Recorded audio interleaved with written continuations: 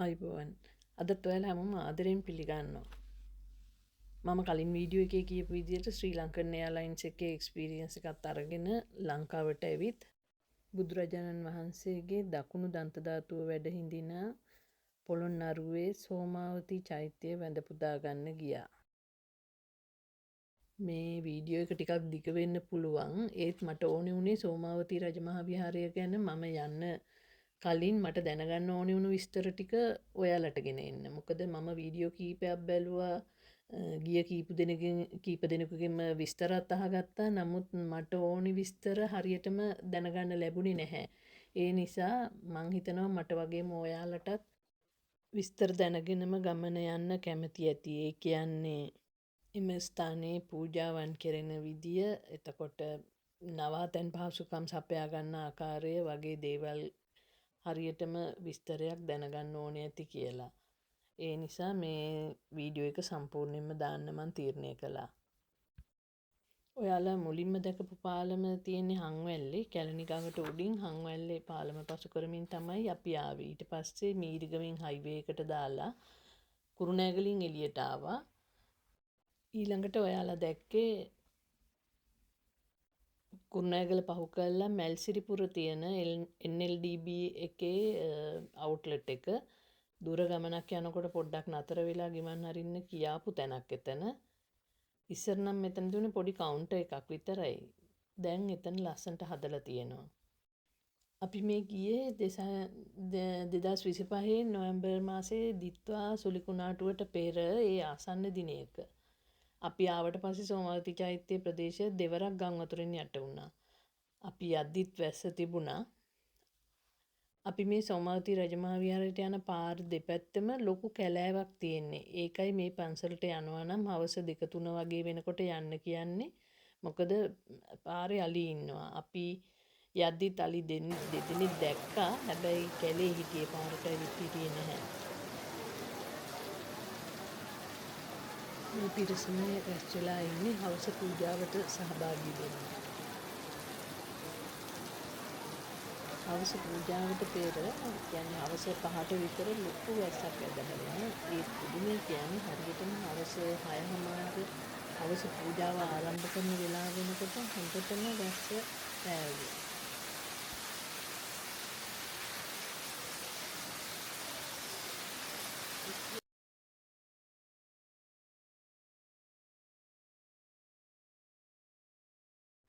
වැස්ස පායපු ගමන්ම ගිලන්පස පූජාවට සූදානම් වුණා.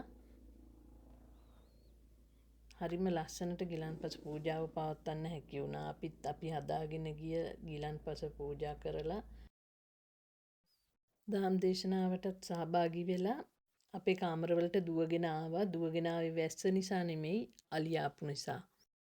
රාත්‍රී කාලයට අලි පුදබිම තුල ගැවසෙනවා කියලා කියනවා. ඒ නිසා රාත්‍රී කාලයේ ඇතුළටම වෙලා ඉන්න කියලා තමයි උපදෙස් දෙන්නේ.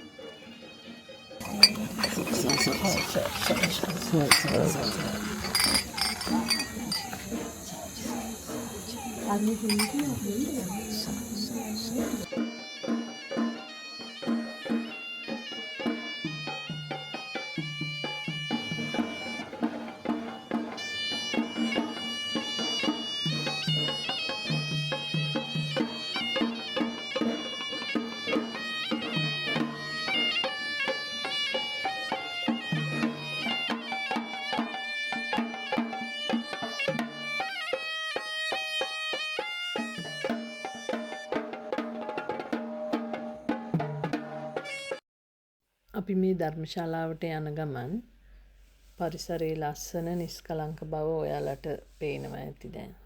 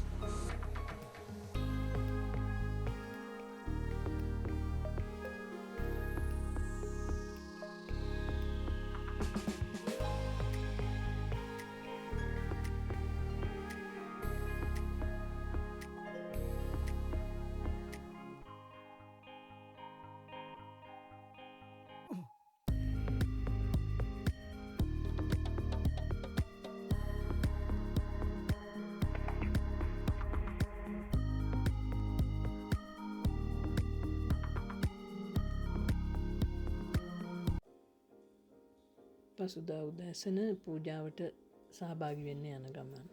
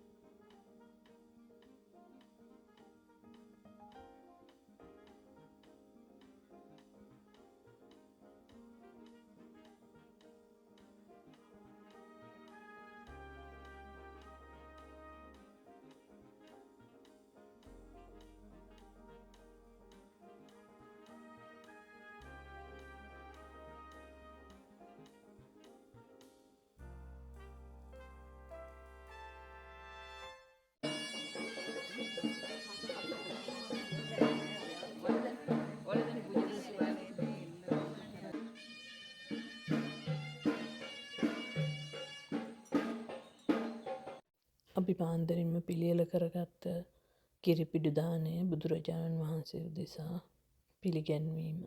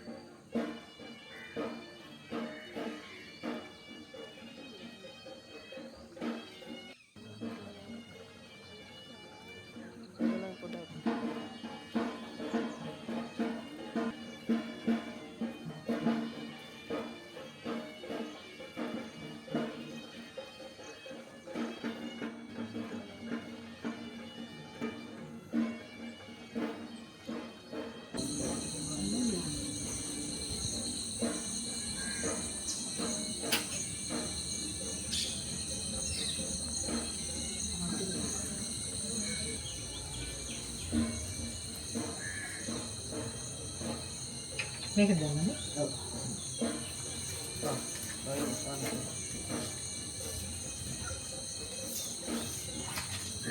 හරි මේක දාන්නද? අක්කා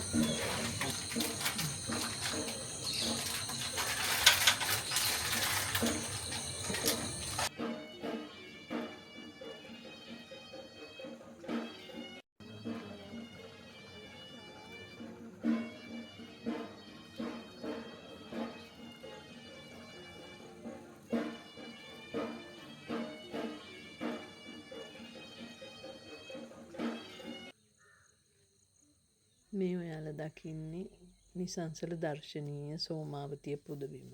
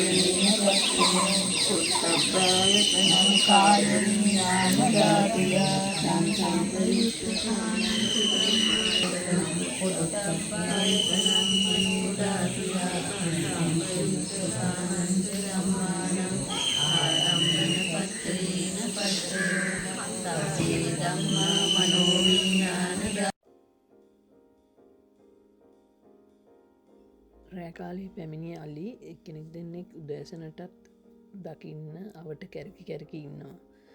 සමහර විට මේ පැමිණෙන බැතිමතුන් මෙයාලට කෑම දානවා ඇති. ඒක නිසා තමයි මේ වැටාඉන්නට ඇවිල්ල බලාගෙන ඉන්නේ.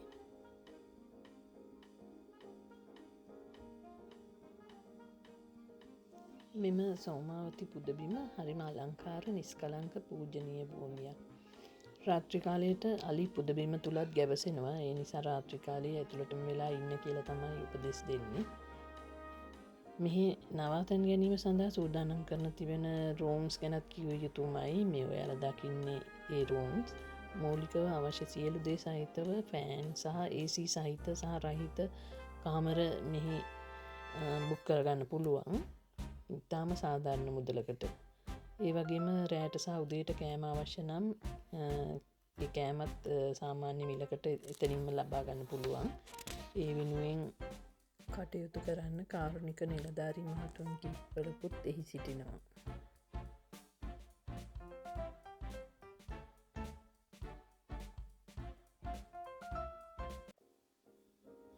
මෙහි නවතන් ගන්න බැතිමතුන්ට ආහාර ගැනීම සඳහා අංග සම්පූර්ණ විශාල ඩයිනිං හෝල් එකක් වෙනවම තියෙනවා. මට එක වීඩියෝ එකක් නම් ගන්න බැරි වුණා. ඒ ඔයාලා දැක්කේ 4 දෙනෙකුට නවතන් ගන්න පුළුවන් කාමරයක්. ඊළඟ එක මම පෙන්නන්නම් 3 දෙනෙකුට නවතන් ගන්න පුළුවන් කාමරයක් අනිත් එක.